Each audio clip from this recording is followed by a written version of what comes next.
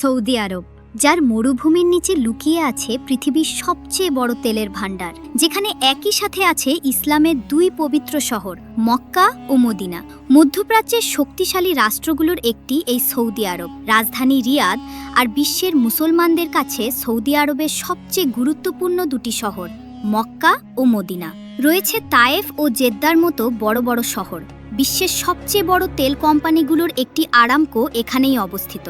তেলের শক্তির কারণে সৌদি আরব বহু দশক ধরে বৈশ্বিক অর্থনীতি ও রাজনীতিতে বড় ভূমিকা রাখছে। দেশটি শাসন করে সৌদি রাজপরিবার। সৌদি একটি রাজতান্ত্রিক রাষ্ট্র। সাম্প্রতিক বছরগুলোতে সৌদি আরব শুধু তেলের ওপর নির্ভর করতে চায় না। ভীষণ 2030 পরিকল্পনার মাধ্যমে তারা পর্যটন, প্রযুক্তি ও নতুন শহর গড়ে তোলার দিকে এগোচ্ছে, যেমন ভবিষ্যতের শহর নেওম। সৌদি আরব মরুর বুকে এক আধুনিক রাষ্ট্র আর মুসলমানদের জন্য পবিত্র ভূমি।